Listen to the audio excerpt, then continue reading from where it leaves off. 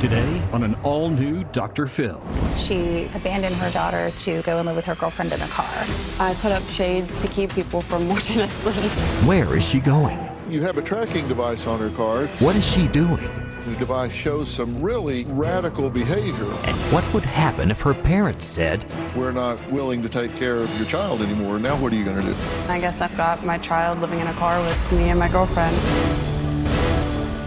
Let's do it. Have a good show, everybody. Here we go. This is a safe place to talk about hard things. Stand by. We'll count you down. Today's going to be a changing day in your life. 5, 4. I am not giving up on you.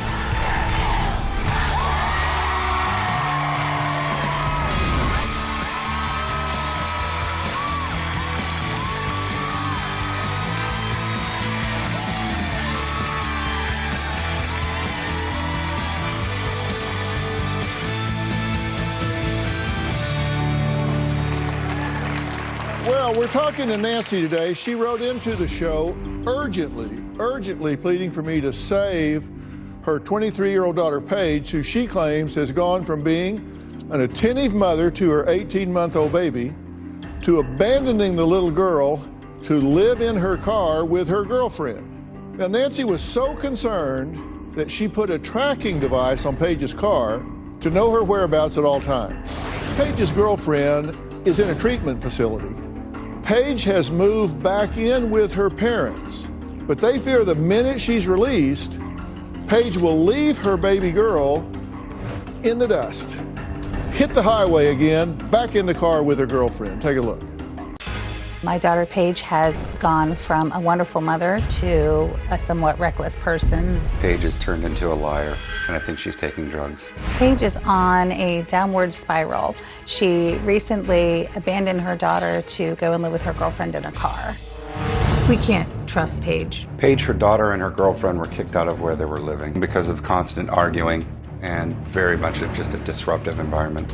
Recently, Paige had asked us if her girlfriend could move in with us, and we said absolutely not. As far as I know, Paige's girlfriend is currently in treatment. After she started living in the car, we didn't even see Paige. We're sure that Paige does drugs. Paige is driving around all over, all hours of the night, going to places where we know that drugs are bought and consumed. She started rapidly losing weight, all the way down to 90 pounds. She looked absolutely sick. She looked like a different person. It's very suspicious. We decided to start tracking our daughter for her safety. I think the tracking idea was my idea. The tracking device confirmed for me that Paige is doing drugs and selling drugs. I said, so if you took a drug test now, what would it show? And she said marijuana, and I said, that's it? She said, yeah. My husband went and got a drug test. She refused to take it, and she left. My biggest fear is that Paige is going to leave her daughter again and go back to living in the car with her girlfriend and continue the life of drugs that they were leading before. Okay, so tell me what's going on. Why would she be willing to leave her daughter and go live in a car with some girl? Dr. Phil, that is a really good question. Thank you. You're welcome. She, since her daughter was born, has been a fantastic mom. She doesn't even have a TV in her apartment, her old apartment. She was on the floor playing with her. She's with her every minute, stay at home. She was a fantastic mother. And so what changed, I'm not 100% sure, because it is not at all in her character. For sure. So you think she's on drugs? There's definitely some suspicious behavior, yes. Well, that's not what I asked you. I asked you, are you convinced she's on drugs? I do believe she's on drugs, yes. So I'm trying to find out what you guys think and what you don't, because Absolutely. There's a lot of fuzzy innuendo in here, and I'm curious if you believe some of the things you say you believe, why you're doing some of the things you're doing. Mm-hmm. Like, she has a car. Where'd she get the car? It's in my name. It's our car. Okay, so you supplied her a car, but yet you have a tracking device on it, and the tracking device shows some really radical behavior, right? Yes. Correct. Like, you've got her on a Sunday recently, just a few months ago, doing 114 miles an hour on the tracking device, 109 miles an hour, 90 miles an hour, 103 miles an hour, 106 miles an hour. And you've known that for a couple of months.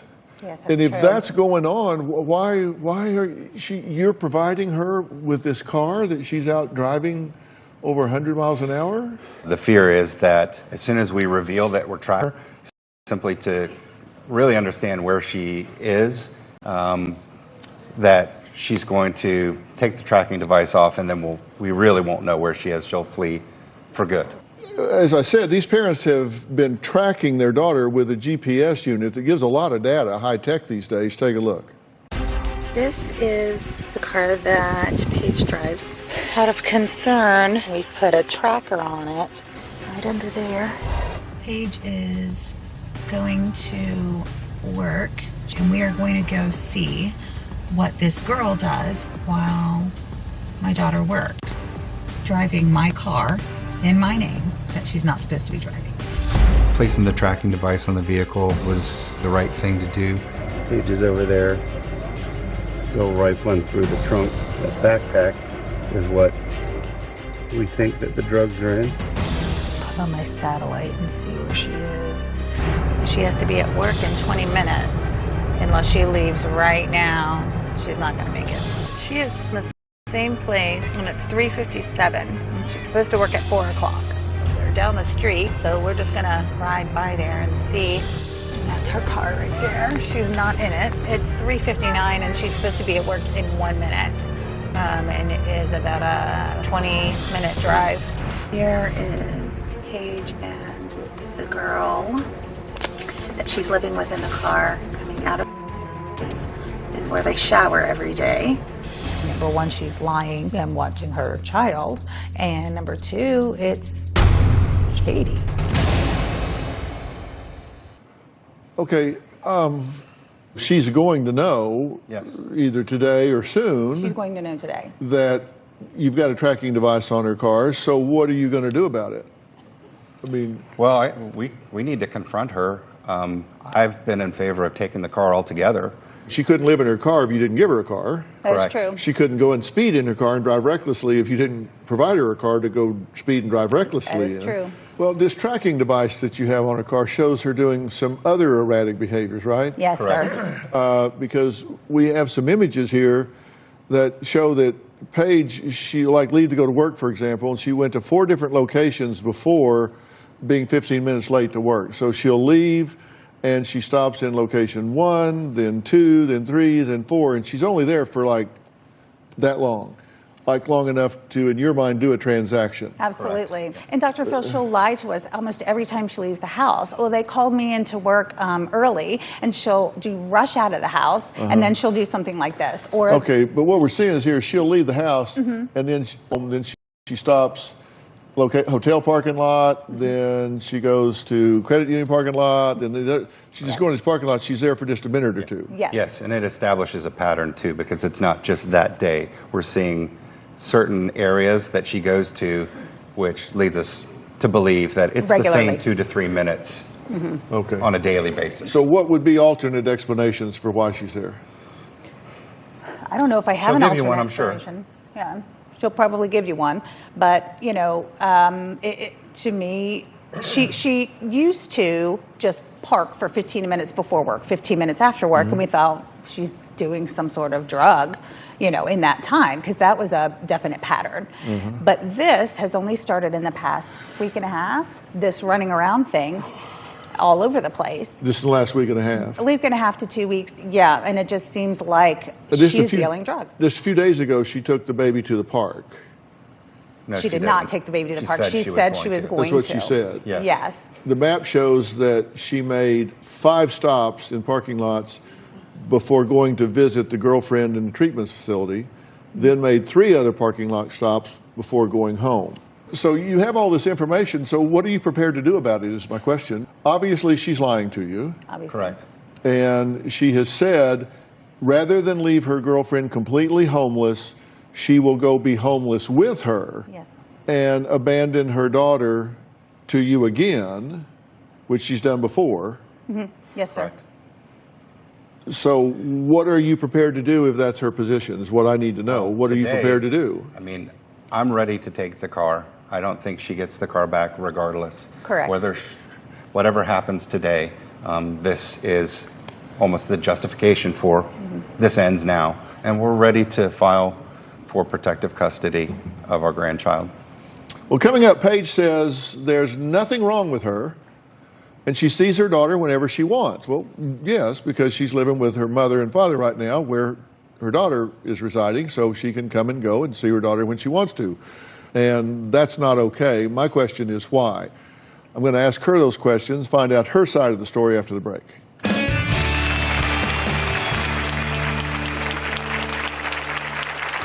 I've got my life pretty much together. My family thinks I keep secrets. I think she's taking drugs. I would move back into my car if it meant keeping my girlfriend from being homeless. And later, we did a drug screen on you. I haven't looked, but I suspect you know whether it's clean or not. Is it clean? Paige has always had dysfunctional relationships. It seems like every person that she ends up with has nothing. Paige seems to gravitate towards people who have problems themselves. When Paige is wrapped up in relationships, she does lose sight of some of the bigger picture things right in front of her face, namely her daughter. You're asking to get hurt. When it comes to Paige and relationships, there always seems to be trouble. Paige says she will do whatever it takes to be with her new girlfriend, even if it means moving back into the car. My girlfriend and I were living in the car for about a month. It was tough. It was really tough. We just sleep with the seat reclined. Basically, use these as our pillows. It was pretty hot. Took up a little fan right here. Pretty uncomfortable. My back hurt. I put up some shades to keep people from watching us sleep. We would cook food at gas stations in their microwaves. I got a gym membership so we could take showers. We've done haircuts there. The fridge. Ta-da! Couldn't keep too much in it. My car smelled like home. I'd get in my car and I'm like, I'm home. Like, somehow we made it work. But Paige says they wouldn't have been in the car in the first place if it weren't for her controlling mother. When my girlfriend and I got kicked out of our old roommate's house, my mom decided she didn't want us to live with her. My mom told me that my girlfriend couldn't stay at the house with her and my daughter. Paige absolutely always has a place at our house for her and her daughter, but we did not feel comfortable having this person in our house. I was living in my car because it would have made my girlfriend 100% homeless. The things you do for love. My mom definitely exaggerates and thinks that there are problems that I don't have. I've got my life pretty much together. I've got a car and a job, and I get to see my daughter every day. If she says something, we never know if it's the truth or not. My family thinks I keep secrets. I think she's taking drugs. My parents think that, I was doing hard drugs. I haven't done that. Paige has been found with drugs in her dwelling, but the only one that Paige admits to using is marijuana. I occasionally smoke weed. Having to leave my daughter at my mom's was completely miserable. My mom wasn't really giving me a choice. She took her from me. They said you can have her back when you get your act together. I would move back into my car if it meant keeping my girlfriend from being homeless, even though I'd be leaving my daughter behind again. Okay, Paige, thanks for being here. I want to start with the last thing you said. The last thing you said was, I would leave to go be with my girlfriend. This is a romantic relationship? Yes, it is. I would leave to go be with my girlfriend, my significant other, even if it meant leaving my baby behind again. I want to start there because I don't understand that. That seems to be an upside down priority, particularly for you, because everything, we do a lot of background research, and everything I can find out about you is, prior to this, you've been a really good mom, right. Really loving mom, an attentive mom, play, feed, change, everything that you'd think a mother with a maternal bond would do. And now you're saying, no, I would leave. I'd leave her behind. Right. How do you get to that point? Really, the reason I would leave my daughter behind is because, I feel like they're doing a very good job of keeping her safe. All they have to do is say, okay, we're not willing to take care of your child anymore. Now what are you going to do? Then I guess I'm in a position where I've got my child living in a car with me and my girlfriend. Why can you two not get jobs and I do save have up a money? job, But Dr. no, Phil. I mean enough to be self-sustaining. Save up money, put down deposits, get an apartment, make a home for yourselves. I was a stay-at-home mom. I've only had a job for a little over a month now, so I've only had a little over a month to try and save up money. She was looking for a job before. And how long have you known this person? I've known her since the beginning of this year, spring, so May. No, You just- before May. You've just known her a few months? Yeah, beginning of April. And your daughter's how old? She's almost 2 in October. 2. So you've just known this woman for a few months. Your daughter's 2. I tell you what, I've got a major sticking point with this whole thing, and I don't have a sticking point with you having a relationship. I don't have a sticking point with you wanting to be with somebody. I don't have a sticking point with your right to do that. But I have one major sticking point that I don't think you've thought of, and I'm going to ask you about that when we come back. Okay?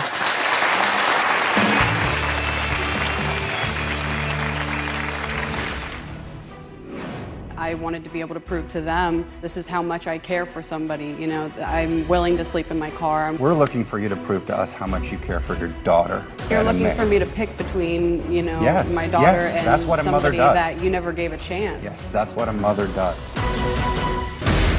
And later, When I started living in my car, I never thought I would be there a full month. this is emotional extortion. She's playing chicken with you, but you didn't blink. Paige lives day by day. She expects us to be an ATM. Last year we paid 3 months rent for her. We have been buying diapers and food for the baby. We've been paying for Paige's gas. Right now, my mom and dad help me a lot financially. I definitely don't show them enough appreciation. I don't know what her plan is. She seems like she doesn't have much direction. Okay, Nancy says Paige has been off track with her life the past few months. Lance agrees and says Paige has tried her hand at cosmetology, was going to enlist in the Navy, even worked at the circus. But she currently doesn't have any career goals at all. Now, I said I had a sticking point about this relationship. And I say that not knowing this person at all, so I'm not judging her or your relationship at all. But I do have a sticking point, and I look at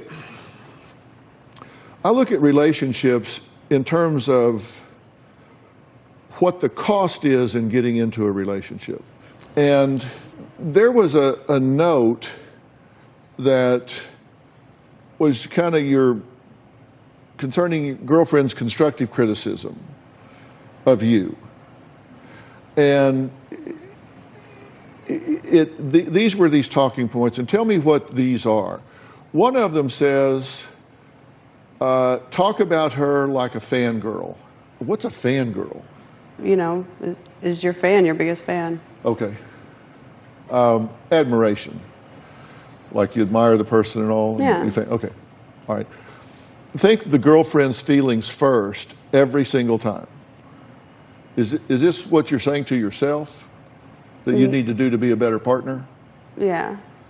Okay, that you need to think of your girlfriend's feelings first every time. Every decision and suggestions have logic behind them. The girlfriend is right 90% of the time. She is not an emotionally driven individual. That's your assessment? Yeah. That she's more logical? Yeah, these are, yeah. Okay. Stop focusing on making your wrongs look right. Accept ownership of mistakes. Learn from your mistakes. That's a pretty good one. Right. That'd be good one for everybody. All right. Listen to the words girlfriend says carefully.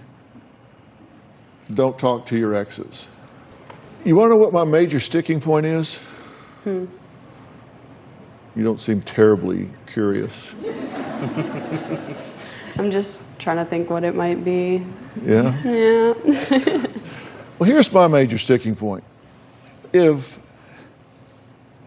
If person A really loves and cares about person B,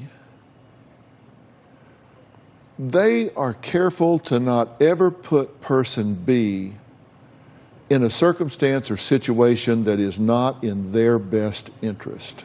So in this situation, I'm trying to look at this through your girlfriend's eyes and saying, I'm putting her in an either-or situation where she is choosing it's either her daughter or me.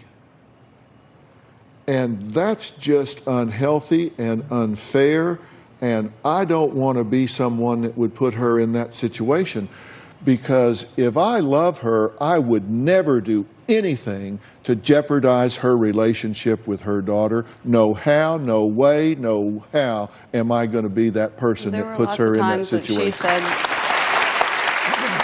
were lots of times that she said, you know, that I should go back and live with my parents and that I should just leave her to sleep on the streets. And, you know, that was a conversation we had almost every single day. And, you know, I told her, because I love and care for her, I can't just leave her to sleep on the street under a bridge, you know. And I wanted to be able to prove to them, you know, this is how much I care for somebody. You know, I'm willing to sleep in my car. I'm willing to, you know, only get to see my daughter a few times a week because of this. And But how does...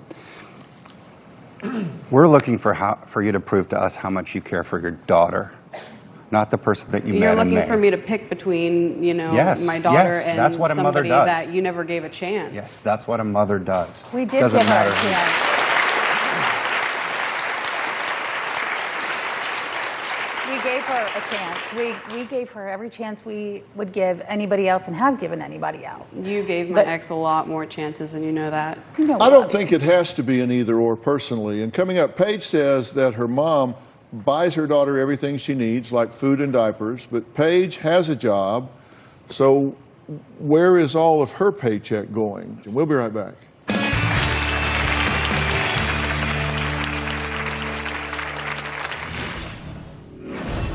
I'm concerned for her daughter. Paige choosing to live in a car is absurd. It's selfish. Closed captioning provided by Paige's sister Haley says she knows what a great mom Paige can be, but she says her current behavior with her new girlfriend is just asinine. Take a look. I don't recognize Paige anymore. Paige lies. She lies about what she does, who she's with, what she spends money on. Paige used to stay at home all day with her daughter, play with her, sing to her, bathe her, and now she will hand her daughter off to someone else to take care of her. I'm concerned for her daughter. Paige choosing to live in a car is absurd. It's selfish to choose a car over living in a home that's safe where her daughter is.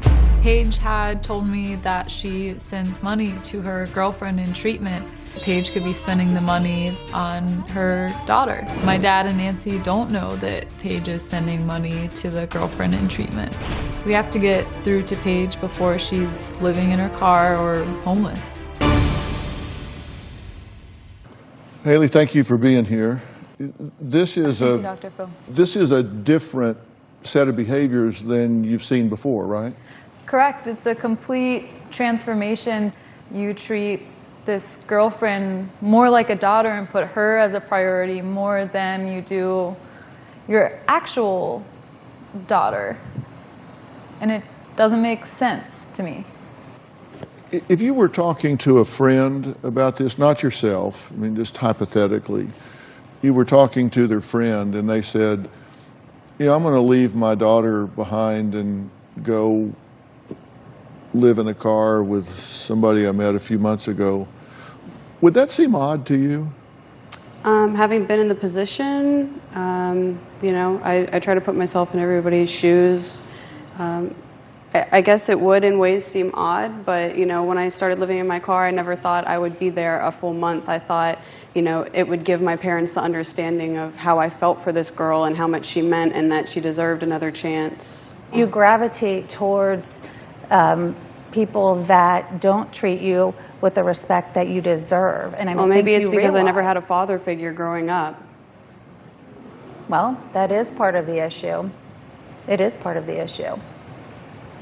And we need to address a lot of things. I think that you need to address a lot of things that you need to be working through, for sure. Okay, and That's I why we're here. also, I don't like the whole, you think I'm spending all of my paycheck giving her money and you don't know about it. You've given me money to help her as well. That was before you were working, and since you have That was been when I working- was working. I've always had a job since I've been staying with you again. I got one paycheck since I've had this job. It was $275 that went for, I bought diapers right before we came here. So don't act like you've bought every single one of I them. said, please buy a box of diapers. If I didn't ask, you would not have, and you have not. You lost a child. Yes, I did. I haven't talked much about it. Possible that you're in a little bit of protective mode. Yeah, I've never thought of it that way before. Closed captioning provided by Paige lost her baby unexpectedly. It was very traumatic for her. I was pregnant with my second child and I started cramping. At almost 20 weeks, the baby was born healthy, but just too early. Lived about 3.5 hours and then passed away. We got to hold her, tried to soak in as much of her as we could. I think for Paige, the loss of her baby has definitely had a negative impact on her life. I believe the things that we're seeing are just coping mechanisms for the pain that she hasn't really addressed yet. in December of 2017, you lost a child, She was alive for a little over 3 hours. and you spent that 3 hours with her, Yes, I did. and she died in your arms. And I'm very sorry for your loss, by the way. That's a terrible, terrible thing to go through. I'm very, very sorry. Thank you. You know, sometimes those kind of experiences can cause people to go through life in kind of a protective sort of way, you know, where they just withdraw their feelings and not let themselves be vulnerable and exposed a whole lot, because it's just safer. Do you think that has affected the way you feel emotionally? Definitely. Yeah. I haven't talked much about it. Because, you know, the less you invest, the less it hurts if you lose. It's true. Are you ever afraid that something might happen to your daughter now? Yeah, of course I am. Yeah. Do you think it can cause you to keep a little bit of distance from her? I've never thought of it that way, honestly. Is it possible that you're in a little bit of protective mode? It might be. Yeah, I've never thought of it that way before. Have you ever really grieved the loss of that baby? I don't think so. Would you think that it maybe resulted in you being confused some? Yeah, I was definitely confused. And you're how old now? 23. 23. And you're not on drugs, are you? No, I'm Your not. parents think you are, but you're not, are you? No. Recreational marijuana. We did a drug screen on you. I haven't looked, but I suspect you know whether it's clean or not. Is it clean? Yeah.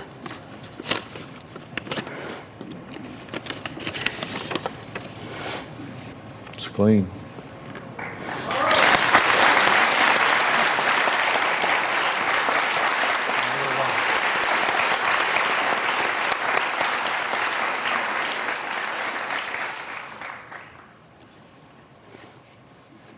I want that to be the answer. Paige's parents say she lies about her whereabouts, says she's going one place and goes another. Is that true? And if so, why is she doing that? We'll talk about that when we come back.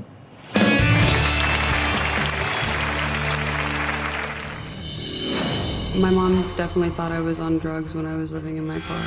Sometimes she'll be sniffing a lot, or she'll say, oh, my nose is so runny today, and just, you know, she lost a lot of weight. She got down to 90 pounds. I was not on drugs when I was living in my car. We've just looked at a drug screen and does not indicate any other drugs, and I don't observe any drug behavior. Are you going places that you tell your parents you're going one place and then you go somewhere else? No, I'm not. I don't really go that many places. I work a part-time job. You know, every once in a while when my daughter's sleeping, I'll go out at night, but I don't tell them I'm going other places, no. Let me tell you what I'm concerned about. I don't think that's true. I think you are telling them A and then going to B, and I can go into detail about that in a minute, but I said I was focused on why you were doing some of the things you were doing. What I'm concerned about is you seem to be undervaluing yourself. That's what I'm concerned about. I don't know this woman that you're in a relationship with. I didn't know the man you were in a relationship with before. I know you have a relationship with your daughter. Your sister says that you can be a really great mom, but that you're now treating this woman who you barely know with a higher regard than you're treating her own daughter, right? That's what you're saying? Correct. To choose to live in a car with someone over living in a home where you have everything you need, including your daughter. That tells me you're undervaluing yourself. The formative years with your daughter are now. The formative years of 2, 3, 4, 5, 6, 7, these are highly critical years of relationship building, bonding, and personality formation with your daughter, and the most powerful role model in her life is you. The same-sex parent is the most powerful role model in any child's life. And so she looks at you to see who you are and how you live with dignity and self-respect and passion and standards and values and morals and all the things that go into being a role model. She's looking at you right now. That's probably why I have a lot of the problems I do now. May very well be, and you can either carry that legacy from one generation to the next, or you can choose to change it for her. They follow you, they pay attention to where you go. They're nosy and they're busybodies, and they follow you around to see what you're doing. And you'll tell them, I'm going to work early, and you have to get there early, and they say that's not true. You make 5 stops before you go to work and then show up late. I don't know where you're going or why, but it sounds like high-risk behavior to me. And then you're with a woman that is homeless, and you say, I'm not going to let her be homeless by herself. I'll go be homeless with her. And my daughter picks up the tab for that. That tells me the priorities are upside down, which tells me that you're emotionally confused. And so I look and I see, well, 0 to 16, your bio dad's in and out of your life, as you said. From 8 to 13, you say you're bullied at school from 3rd to 8th grade. Then at 13, you say your mother has an affair with Lance. Then at 22, you lose this child, and it lives for just a few hours in your arms and it is taken away. I think that you have unresolved trauma in your life that at a very young age can just seem really overwhelming, and I think you need help with it. And we can do this a couple of ways. I can either say, okay, tough love time, guys. Take the car away. If she wants to be homeless, let her go be homeless, but she ain't gonna do it in your car. If you think she's lying to you about going from A to B when she's out going from A to A1, A2, A3, A4, A5, and you see her racing down the road at all high speeds and stuff that's putting herself at risk, taking high-risk behaviors, with the mother of a child does not have the right to put herself in high-risk situations, and you're enabling that by giving her a car. I can tell you, just take the car away, and if she can't use it responsibly, then take it away. If she can't tell you the truth, then don't give her the freedom to do it. You don't have to enable her to do it. Or we could use Plan B, and I'll tell you what that is after the break.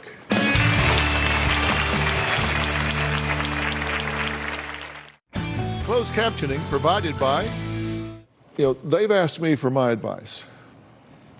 And I don't believe in enabling people. So I have one alternative, which I can say, okay, she's already told you she's playing chicken with you.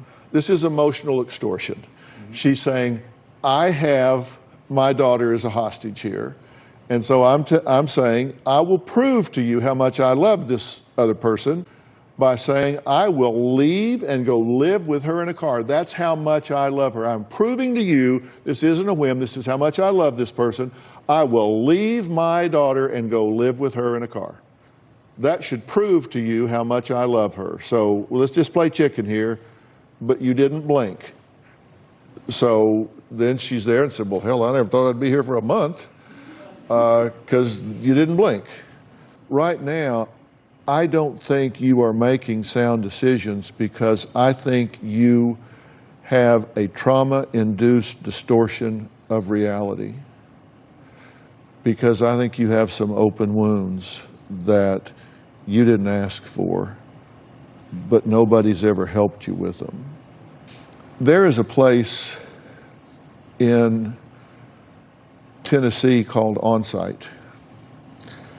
And On-Site it's an absolutely beautiful place. And they are really the best place I know for providing really intensive workshops for people that have been through emotional trauma in their lives. And it's not a psychiatric facility at all. And by the way, you can come and go when you want. I mean, if you got there and don't like it, you can leave. We can go to Plan B. But I think it's a beautiful, intensive place that you can go and call time out and put yourself at the top of the priority list and say, you know what, I'm going to focus on me for a while and see if I can heal some wounds. And they deal with people that are struggling with trauma, issues of self-worth, self-esteem, all of these things that it's like this place was invented for you. And I would like to make that available to you if you would like to avail yourself of it. And then I would like to follow that up with you having your own professional that you can rely on at home for you. What do you think about that? I'm definitely open to it, yeah. Give it a shot? Mm-hmm. Okay. Fair enough? Okay. I want to thank all of my guests today, and a special thanks to Miles Adcox and On-Site for offering to help Paige. We'll see you next time.